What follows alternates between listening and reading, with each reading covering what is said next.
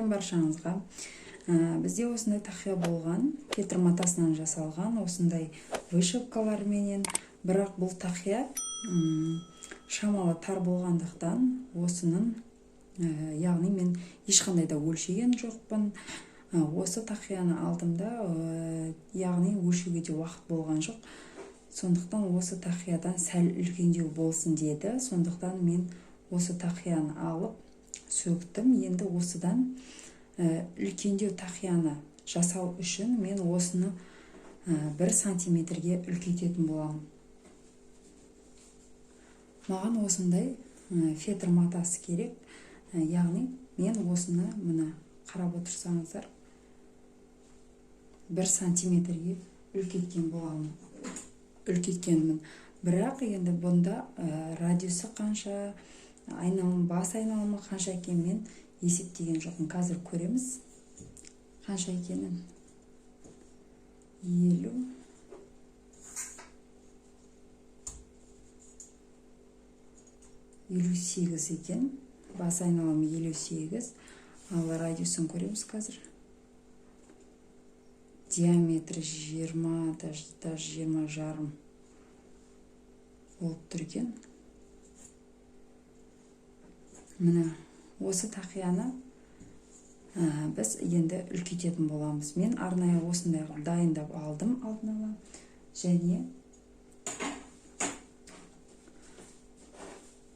мынадай айналымды тоже дайындап алдым. Мұнда қарап отырсаңыздар, менде үлкен айналымы. Мен ана артылғанын кесіп тастайтын боламын. 1 сантиметрге үлкейту керек болғандықтан мен арада артығымен қалдырдым. Өйткені бұл есептегенде артығымен жүреді. Кейін тігіп бастаған кезде бұл артығын алып тастайтын боламыз. Біз енді бұл фетр матасын осылайынан істемейміз. Бізге қажетті материалдар қажет болады. Мен осындай материалдарды дайындап алдым. Этностильде қазіргі мода болып жатқан мынау сыртқы бөлігіне кетеді. Айналманың сыртқы бөлігіне кетеді. Одан кейін мынау ішкі бөлігіне кетеді. Яғни мен қарап отырсаңыздар, артығымен алдым. Мінекей. Өйткені мына астындағы материал өте сетінегіш болып келеді. Және де шетіне қарап отырсаңыздар, мына 1 сантиметрді етіп, шетінен 1 сантиметр жетіп қалдырдым. Содан кейін екі осындай жаңағыдай қабатын дайындап алдым. Енді бізге керек дүние ол флизелин мата. Флизелин, яғни паутинка дейді. Осыдан мен қазір жаңағы маталарды мынау жаңағы фетрға жабыстырып алу үшін осылайынан екі бетінен жабыстырып алуым керек. Сондықтан да екі бетіне де осыдан жаңағыдай не кесіп алам. Осы флизелиннен кесіп алатын боламын дайындап. Жалпы мен осылай флизелинді қырқып алдым. Мына екі бөлігіне де дайындап алдым. Қазір біз оны осылайынан мынаны қойып жабыстырып алатын боламыз. Мына осылайынан қойып бірде теңестіріп жан-жағын жабыстырып аламыз. Содан кейін мына бөлікке мен екі қабаттадым. Өйткені екі жағына да мата жабысатын болғандықтан осылайынан қырқып алдым. Енді біз бұларды жабыстыратын боламыз. Мына бөлігін жабыстырмас бұрын біз әуелі мына екі бөлікті қосып 1 сантиметрді етіп қосып тігіп алатын боламыз. Содан кейін барып қана бұл бөлікке біз флизелинді жабыстырамыз.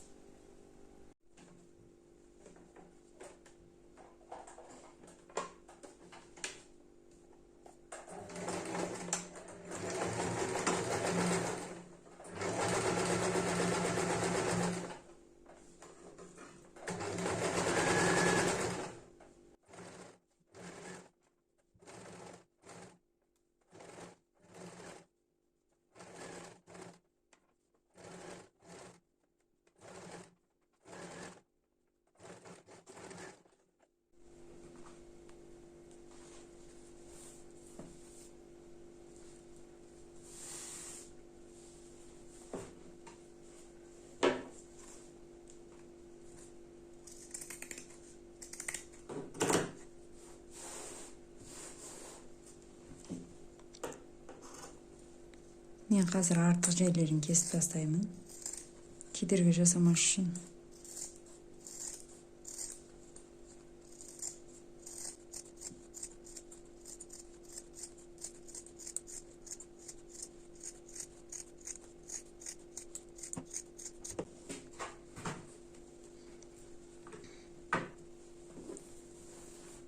Енді осыны жақсылап өтекке басып алатын боламыз. Мен жақсылап осылай өтектеп алдым, басып. Енді осыны флизелинді қойып тағы да жабыстырып алатын боламыз.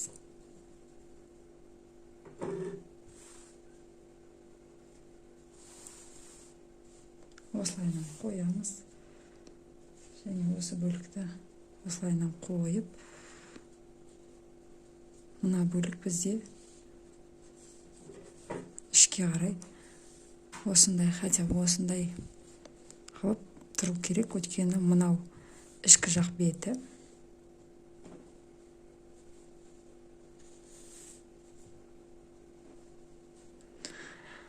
Жақсылап жату үшін мен әуелі мына бөлігін тағы да өтектеп алуым керек сияқты.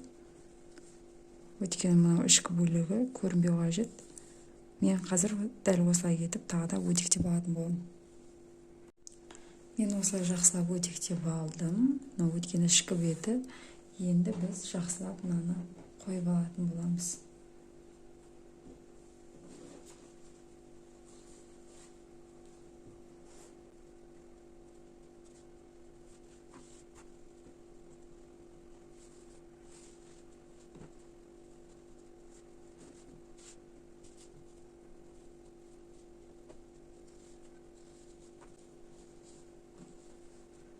Бүктелген жеріне дейін тақап тұрып қойып аламыз. Енді осыны жақсылап өтекке басып аламыз. Мен әуелі мына бөлікті қосудан бастаймын. Яғни қазір біз мына бөліктерін тігіп шығатын боламыз. Екеуін қосып зигзагпен тігіп алатын боламын. Мына осылай жабыстырып, жақсылап өтектеп алдым. Жабыстырып, мына бөлігінде жабыстырып алдым. Енді артық мына сызықтар бойынша артық жерін кесіп тастайтын боламын.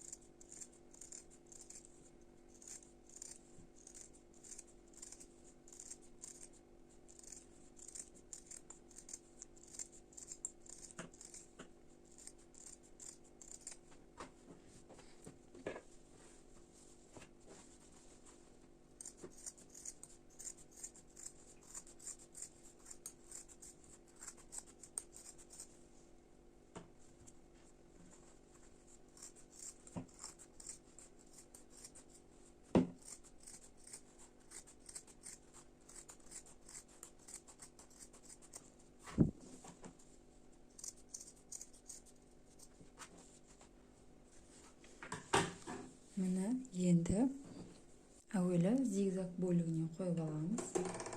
Регулировкасын ауыстырып аламыз. Міне тұр. Енді мына бөлігін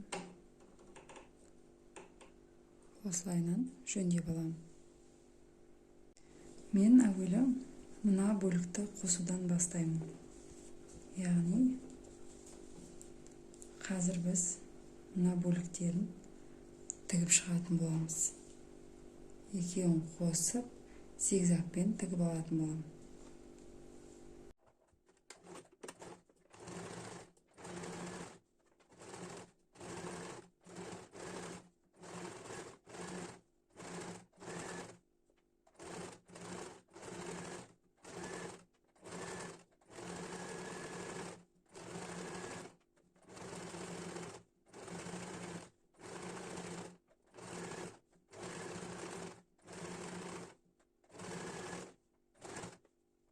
Міне бізде осы бөлігі дайын болды. Енді мына бөлігін қосатын боламыз.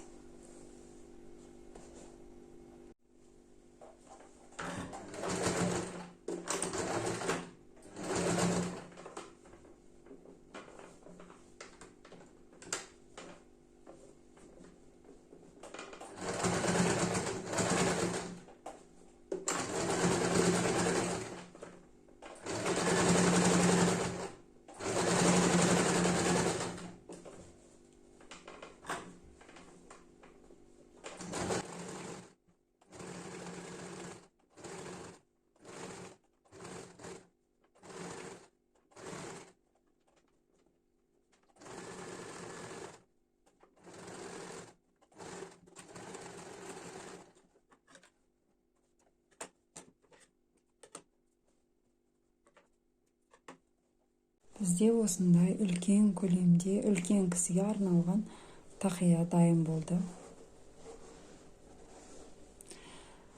Менің каналым ұнап, жасаған дүниелерім ұнап жатса, каналыма тіркеліп, лайк басып, қолдап отыруды ұмытпаңыздар.